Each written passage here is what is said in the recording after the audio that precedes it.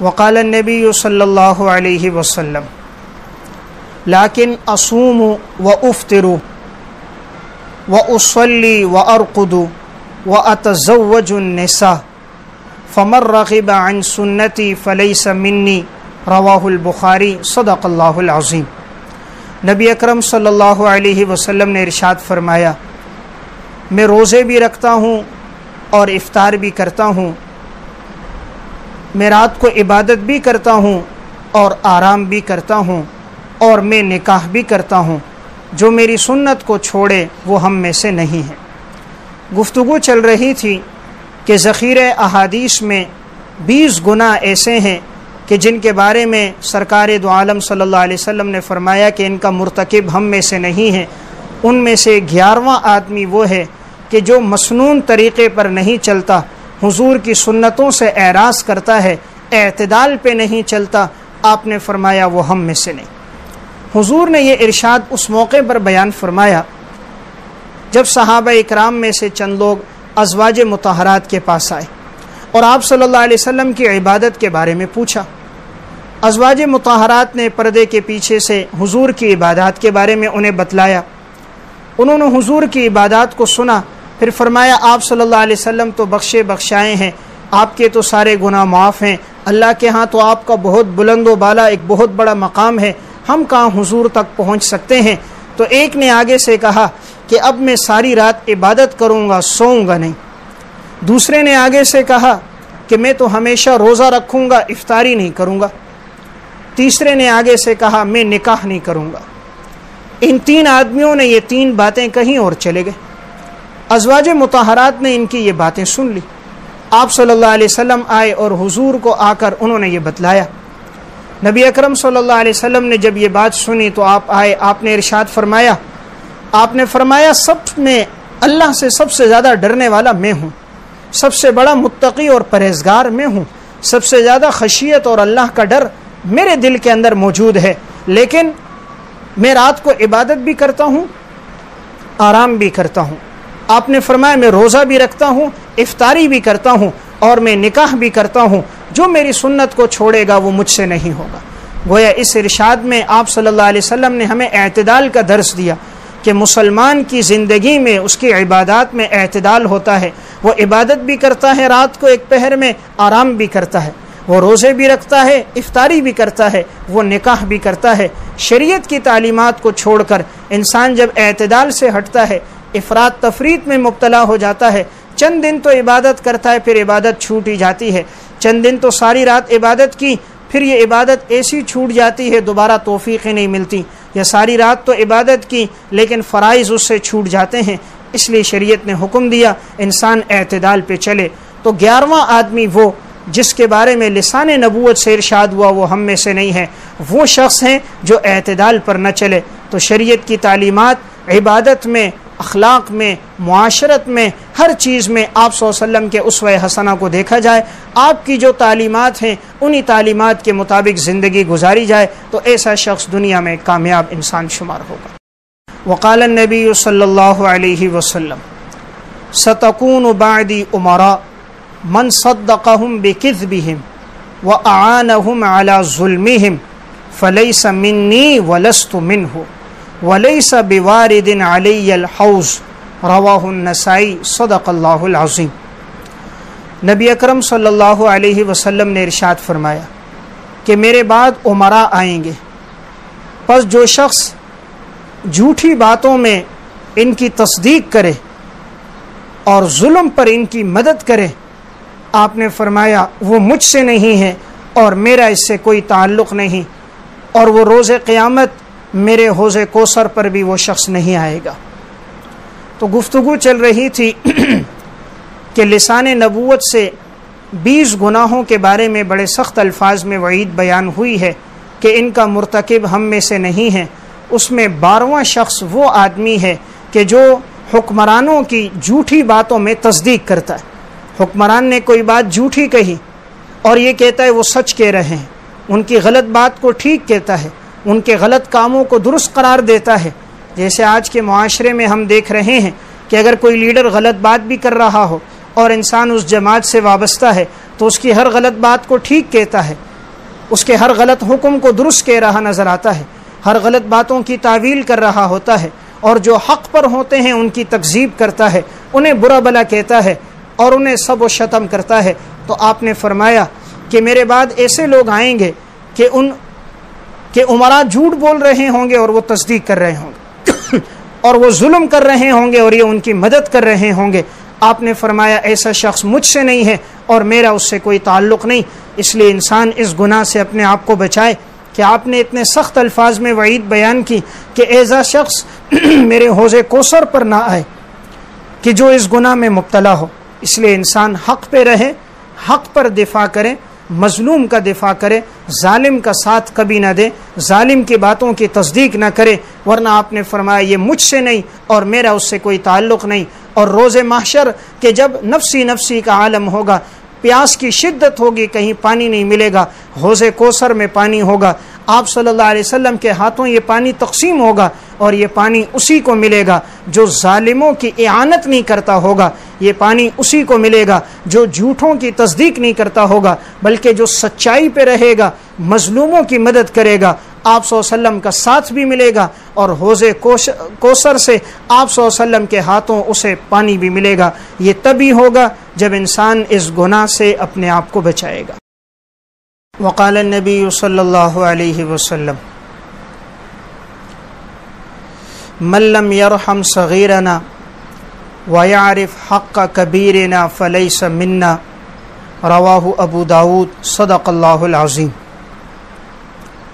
نبی اکرم صلی اللہ علیہ وسلم نے ارشاد فرمایا کہ وہ شخص ہم میں سے نہیں ہے جو چھوٹوں پہ رحم نہ کرے، بڑوں کے حق کو نہ پہچانے، وہ ہم میں سے نہیں۔ گفتگو چل رہی تھی کہ ذخیرہ احادیث میں 20 گناہ ایسے ہیں کہ جن کا مرتکب ہم میں سے نہیں ہے، اس میں 13ویں نمبر پر وہ جو گناہ ہے، آپ نے فرمایا وہ شخص کہ جو چھوٹوں پہ رحم نہ کرے، بڑوں کے مقام اور مرتبے کو نہ پہچانے، آپ نے فرمایا وہ ہم میں سے نہیں۔ اس لیے شریعت کی تعلیمات یہ ہے کہ انسان چھوٹوں پہ شفقت کرے اور بڑوں کا ادب اور احترام کرے۔ دین نے ہر موقع پر ہمیں اس بات کا حکم دیا، الدین کلہ الادب، دین سراسر نام ادب کا نام ہے۔ دین ہمیں آداب سکھاتا ہے، جیسے قرآن کریم کا ادب بتایا، لا یمسہ الا المطہرون، قرآن کو نہ چھوئے مگر وہ شخص جو پاکیزہ ہو۔ آپ صلی اللہ علیہ وسلم کا ادب بتلایا، یا ایھا الذین آمنوا لا ترفعوا اصواتکم فوق صوت النبی، ایمان والو حضور کے سامنے اپنی آوازوں کو پست کر دینا، اپنی آوازوں کو بلند نہ کرنا، ادب بتلایا۔ والدین کا ادب بتایا، لا تقل لہما اف ولا تنہرہما وقل لہما قولا کریما، والدین کے سامنے اف بھی نہ کرنا، انہیں جھڑکنا نہیں، ان کے سامنے بات نرمی کے ساتھ کرنا۔ وَاخْفِضْ لَهُمَا جَنَاحَ الذُّلِّ مِنَ الرَّحْمَةِ، اور ان کے سامنے اپنے بازوؤں کو خدمت کے لیے بچھا دینا۔ وَقُلْ رَبِّ ارْحَمْهُمَا كَمَا رَبَّيَانِي صَغِيرًا، اور دعا کرنا کہ اے اللہ ان پر اس طرح رحم کر جس طرح انہوں نے بچپن میں میری تربیت کرتے ہوئے میرے اوپر رحم کیا۔ اس لیے آپ صلی اللہ علیہ وسلم نے فرمایا جو چھوٹوں پہ شفقت نہ کرے، بڑوں کا ادب اور احترام نہ کرے، وہ ہم میں سے نہیں ہے۔ تو گناہوں میں ایک بڑا گناہ ہے کہ لسان نبوت میں اتنے سخت الفاظ میں اس کے لیے وعید بیان ہوئی ہے۔ اس لیے انسان اس گناہ سے اپنے آپ کو بچائے، اپنی اولاد کو بھی بتلائے کہ وہ بڑوں کا ادب اور احترام کرے۔ حضرات صحابہ اکرام کی طرز زندگی میں بھی نہایت ادب اور احترام تھا۔ حضرت ابوبکر صدیق رضی اللہ تعالیٰ عنہ اور حضرت عمر فاروق رضی اللہ تعالیٰ عنہ سفر میں جا رہے ہوتے، کہیں گزر رہے ہوتے، سواری پہ ہوتے، آپ صلی اللہ علیہ وسلم کے چچا حضرت عباس رضی اللہ تعالیٰ نظر آ جاتے، اپنی سواری سے اتر جاتے، انہیں سواری پر بیٹھاتے اور پھر انہیں ان کے گھر تک چھوڑ کے آتے۔ اگر وہ سواری پر نہ بیٹھتے تو یہ ان کے ساتھ ساتھ پیدل چلتے اور گھر تک چھوڑ کے آتے۔ اتنا ادب اور احترام تھا۔ ایک موقع پر ایک جنازے میں حضرت زید بن ثابت رضی اللہ تعالیٰ عنہ اور عبداللہ ابن عباس رضی اللہ تعالیٰ عنہ دونوں شریک تھے۔ جنازے جب ہو چکا تو حضرت زید ابن ثابت گھوڑے پر بیٹھے جانے لگے، عبداللہ ابن عباس رضی اللہ تعالیٰ عنہ گھوڑے کی لگام پکڑی جا رہے تھے۔ حضرت زید نے فرمایا آپ یہ کام نہ کرو، آپ نبی کریم صلی اللہ علیہ وسلم کے چچا زاد بھائی ہو۔ انہوں نے فرمایا نہیں، شریعت نے ہمیں یہی حکم دیا ہے کہ بڑوں کا ادب اور احترام کرو، بڑوں کی خدمت کرو۔ حضرت زید نے ان کا ہاتھ لیا، چوما بوسہ دیا۔ فرمایا پھر ہمیں بھی اس بات کا حکم دیا گیا ہے کہ ہم بھی چھوٹوں کے ساتھ شفقت کا معاملہ کریں، چھوٹوں کے ساتھ ہم نرمی کا معاملہ کریں۔ تو دیکھیے دونوں طرف سے حضرت عبداللہ بن عباس کی زندگی کے اندر اگر ایک بات موجود تھی، بڑوں کا احترام تھا۔ حضرت زید بن ثابت رضی اللہ تعالیٰ عنہ، ان کی زندگی میں عمل دیکھیے، چھوٹوں پر شفقت تھی۔ تو آپ صلی اللہ علیہ وسلم نے فرمایا وہ شخص ہم میں سے نہیں ہے جو چھوٹوں کے اوپر شفقت نہ کرے، بڑوں پہ رحم نہ کرے۔ اس لیے اپنی زندگی میں بھی عمل لے کر آئیں، ہم اپنی اولاد کو بھی اس بات کا حکم دیں کہ وہ بڑوں کا ادب اور احترام۔ وقال النبی صلی اللہ علیہ وسلم لیس منا من لم یتغن بالقرآن رواہ البخاری صدق اللہ العظیم۔ نبی اکرم صلی اللہ علیہ وسلم نے ارشاد فرمایا کہ وہ شخص ہم میں سے نہیں ہے جو قرآن کریم کو خوش الحانی کے ساتھ نہ پڑھے۔ گفتگو چل رہی تھی کہ ذخیرہ احادیث میں 20 گناہ ایسے ہیں کہ جن کے بارے میں آپ صلی اللہ علیہ وسلم نے فرمایا کہ ان کا مرتکب ہم میں سے نہیں۔ ان میں 14ویں نمبر پر وہ انسان ہے کہ جو قرآن کریم کو خوش الحانی کے ساتھ نہیں پڑھتا۔ آپ نے فرمایا وہ ہم میں سے نہیں۔ شریعت کی تعلیمات یہ ہیں کہ انسان قرآن کریم کی تلاوت تجوید کے ساتھ کرے، قرآن کریم کی تلاوت خوش اسلوبی کے ساتھ، خوش الحانی کے ساتھ، الفاظ کو ان کے مخارج سے ادا کرے اور پیار اور محبت اور عقیدت کے جذبے کے ساتھ پڑھے۔ ایسا نہ ہو کہ تیزی میں پڑھتا جائے، الفاظ کی ادائیگی مخارج سے نہ ہو، جس کی وجہ سے معانی میں تبدیلی آ جائے۔ نہیں، قرآن کو ایسا پڑھا جائے جس طرح قرآن کریم نازل ہوا ہے، قرآن کریم کو تجوید کے ساتھ پڑھا جائے۔ ورتل القرآن ترتیلا، قرآن کریم کو ٹھہر ٹھہر کر نرمی کے ساتھ، آہستگی کے ساتھ، محبت کے لہجے میں پڑھا جائے۔ آج کل بعض لوگ قرآن پڑھ رہے ہوتے ہیں لیکن اتنا تیز رفتاری میں کہ قرآن کریم سمجھ میں نہیں آتا۔ اس سے اپنے آپ کو بچانا چاہیے۔ مسلمان کے اوپر قرآن کا حق ہے کہ وہ قرآن کریم کو خوش اسلوبی کے ساتھ پڑھے۔ آج کل یہ بھی ایک سوچ ہے، کہتے ہیں قرآن کریم پڑھنے کا معاذ اللہ کوئی فائدہ نہیں، قرآن کریم کے جب معانی معلوم نہ ہو، ترجمہ معلوم نہ ہو تو قرآن کریم پڑھو تو اس کا کوئی فائدہ نہیں۔ حالانکہ یہ بات غلط ہے۔ قرآن کریم کے معانی معلوم ہو بہت اچھی بات ہے، نور علی نور ہے، لیکن اگر قرآن کے معانی کسی کو معلوم نہیں، وہ قرآن کریم کی تلاوت کرے گا تب بھی اسے اجر و ثواب ملے گا۔ نبوت کے مقاصد میں پہلا جو مقصد ہے وہ ہے ہی تلاوت۔ ربنا وبعث فیہم رسولا منہم یتلو علیہم آیاتک ویعلمہم الکتاب والحکمت ویزکیہم۔ نبوت کے مقاصد میں پہلا مقصد قرآن کریم کی تلاوت ہے۔ قرآن کریم کی تلاوت، قرآن کے الفاظ سکھانا ہے۔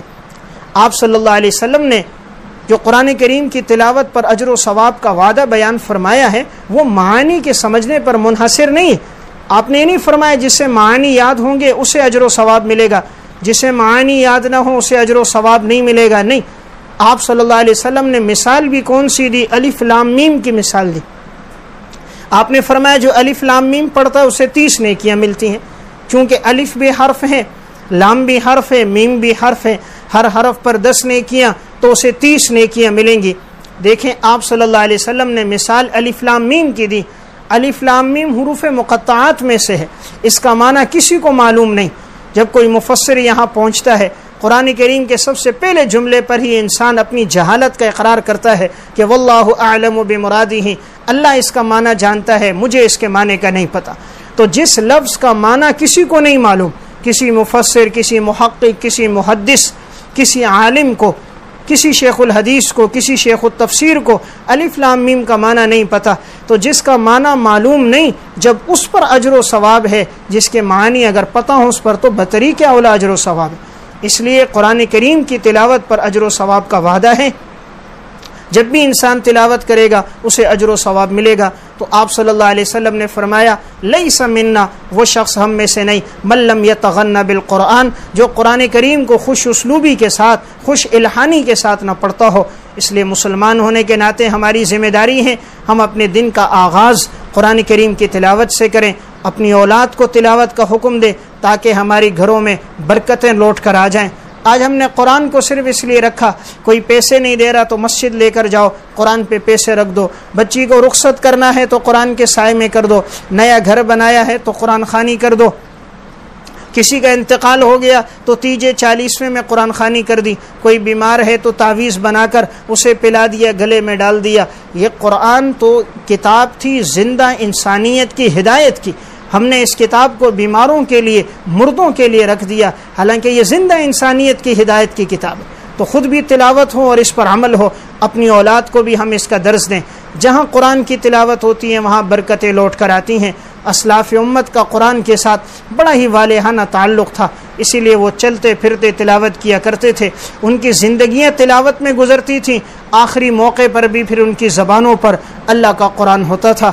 اسی لیے امام نووی رحمۃ اللہ علیہ شرح مسلم میں امام ابو بکر بن عیاش رحمۃ اللہ علیہ کے انتقال میں لکھا، جب آخری وقت قریب آیا، ان کے صاحبزادی قریب بیٹھی پریشان تھی۔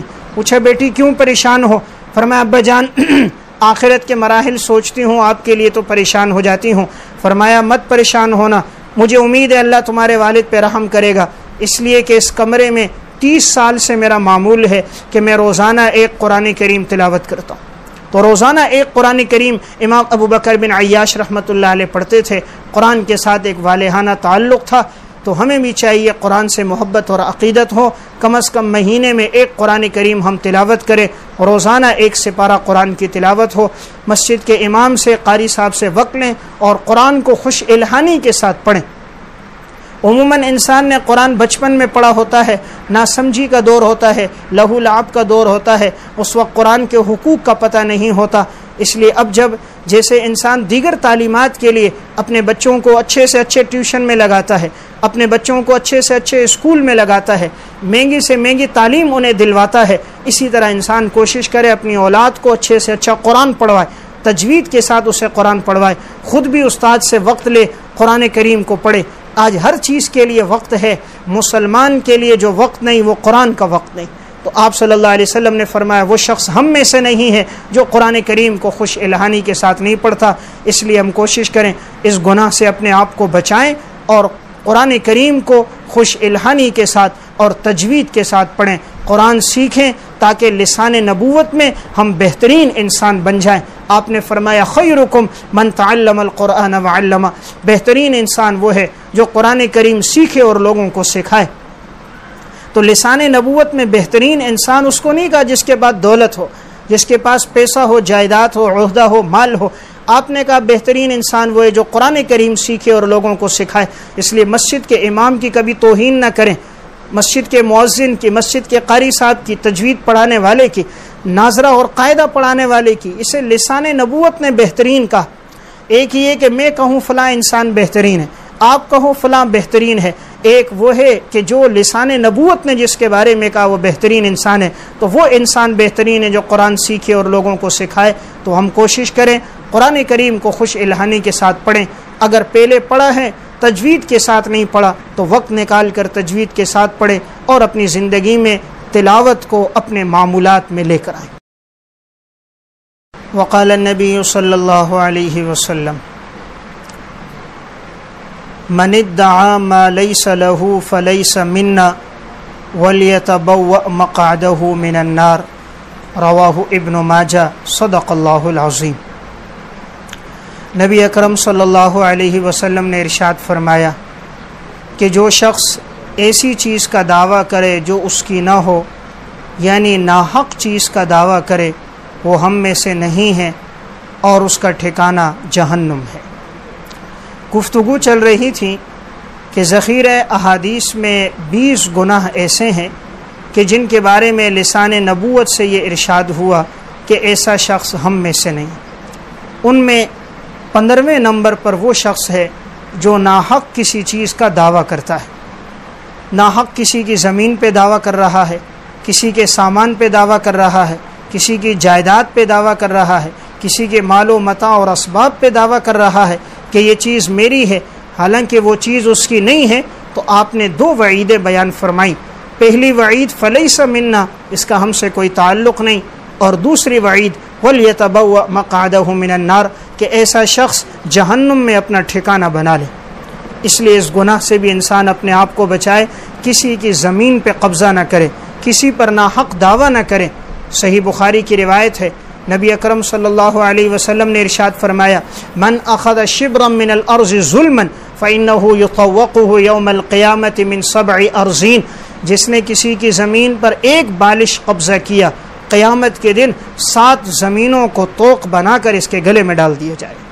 ایک بالش جس نے زمین غصب کی، جس نے دوسرے کی ہزاروں گز زمین غصب کی، سینکڑوں گز زمین غصب کی، تو اندازہ کیجئے قیامت کے دن وہ کس حال میں ہوگا۔ اس لیے اس گناہ سے اپنے آپ کو بچانا چاہیے۔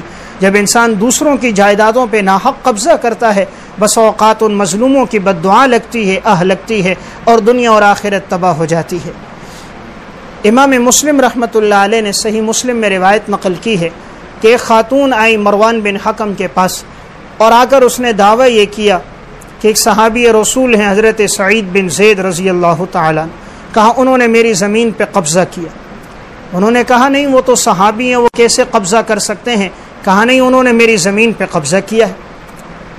خلیفہ وقت نے حضرت سعید بن زید کو بلایا اور بلا کر ان سے کہا کہ یہ عورت دعویٰ کر رہی ہے کہ تم نے ان کی زمین پہ ناحق قبضہ کیا ہے۔ حضرت سعید بن زید رضی اللہ تعالیٰ عنہ نے فرمایا، بھلا میں کسی کی زمین پہ کیسے قبضہ کر سکتا ہوں، حالانکہ میں نے خود آپ صلی اللہ علیہ وسلم کا یہ ارشاد سنا ہے، من اخذ شبرا من الارض ظلما فانه يطوقه يوم القيامه من 7 ارضين، کہ جو آدمی کسی کی زمین پر ایک بالش قبضہ کرے گا قیامت کے دن 7 زمینوں کو توق بنا کر اس کے گلے میں ڈال دیا جائے گا۔ جب میں نے اتنی سخت بات حضور سے سنی ہے تو میں کیسے اس کی زمین پہ قبضہ کر سکتا ہوں؟ خلیفہ وقت سمجھ گیا کہ واقعی انہوں نے کبھی غصب نہیں کی، یہ عورت ان پہ جھوٹا دعویٰ کر رہی ہے۔ حضرت سعید بن زید رضی اللہ تعالیٰ عنہ نے اس عورت کی طرف دیکھتے ہوئے فرمایا اور یہ جملہ کہہ دیا، اللہم ان کانت کاذبۃ فعم بصرها واقتلها فی ارضها، اے اللہ اگر یہ عورت جھوٹ بول رہی ہے تو اسے اندھا کر دے اور اسی زمین میں اسے موت آئے۔ پھر سب نے دیکھا وہی ہوا جو صحابی رسول کی زبان سے نکلا کہ جب اللہ کے رسول صلی اللہ علیہ وسلم کے صحابی پر جب اس نے تہمت لگائی اور ناحق یہ جھوٹا الزام لگایا کہ اس نے زمین غصب کی، تو انہوں نے آگے سے بد دعا دے دی کہ اللہ یہ جھوٹ بول رہی ہے تو اسے اندھا کر دے اور اسی زمین پہ موت آئے۔ اور پھر وہی ہوا کہ یہی عورت بڑھاپے میں پہنچی، آنکھوں کی بینائی اس کی چلی گئی، اور ایک مرتبہ اسی زمین پہ چل رہی تھی، ایک جگہ گھڑا تھا، اسے پتہ نہیں تھا، اسی گھڑے میں گری اور اس میں موت آ گئی، اسی زمین میں اسے موت آئی، آنکھوں کی بینائی اس سے چلی گئی، یہ ناحق دعویٰ کیا تھا۔ اس لیے شریعت نے ہمیں اس بارے میں خاص طور پہ منع کر دیا، کسی کی جائیداد پر، کسی کے مال پر، کسی کی زمین پر انسان کبھی بھی ناحق قبضہ نہ کرے۔ بسا اوقات انسان یہ سمجھتا ہے میں اپنی اولاد کے لیے جمع کر رہا ہوں، بیوی بچوں کے لیے جمع کر رہا ہوں، یہ ناحق مال اسے نصیب نہیں ہوتا۔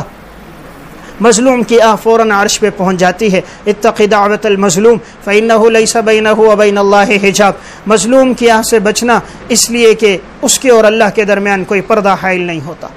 مکافات عمل میں انہوں نے ایک واقعہ لکھا کہ ایک شخص جس کے پاس ایک بڑا عہدہ تھا، اس نے ایک عورت کی زمین پہ ناحق قبضہ کر دیا، بیوہ عورت تھی، اس کے پاس اس کے علاوہ زمین کوئی نہیں تھی، لیکن اس نے اس کی زمین پہ قبضہ کر دیا۔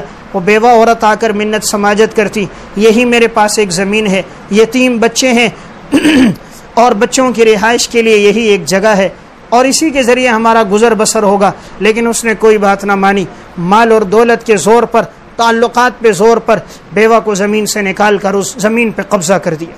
وہ بڑی قیمتی زمین تھی، ایک روڈ کے کنارے پر واقع تھی۔ اس بیوہ عورت نے جھولی پھیلا کر بد دعا دے دی کہ یا اللہ اس کو بھی یہ زمین نصیب نہ ہو اور یہ جو زمین ہے اسی میں اس کی قبر بن جائے۔ پھر وہی ہوا جو بیوہ نے کہا تھا، اور ایک وقت آیا کہ آپس کی لڑائیاں شروع ہوئیں اور لڑائی کے دوران کسی بات پہ ناچاکی آگے بڑھی اور اس کے بیٹے کو کسی نے قتل کر دیا۔ بیٹے کی قبر بھی وہاں بنی، چند سال گزرے تھے، پھر اسے کسی نے قتل کیا اور اس کی قبر بھی اسی زمین میں بن گئی۔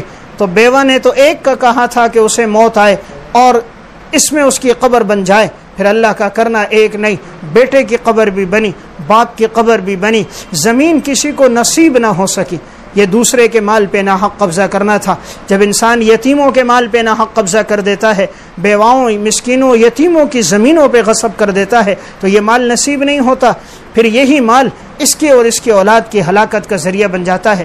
ہم نے خود اپنے ایک علاقے میں دیکھا کہ ایک شخص نے دوسرے کی زمین پہ قبضہ کر دیا، مکان بنا دیا، انہوں نے فائل رکھوائی تھی حفاظت کے لیے اور اس نے اس کی زمین پہ قبضہ کر کے اپنا گھر تعمیر کر دیا۔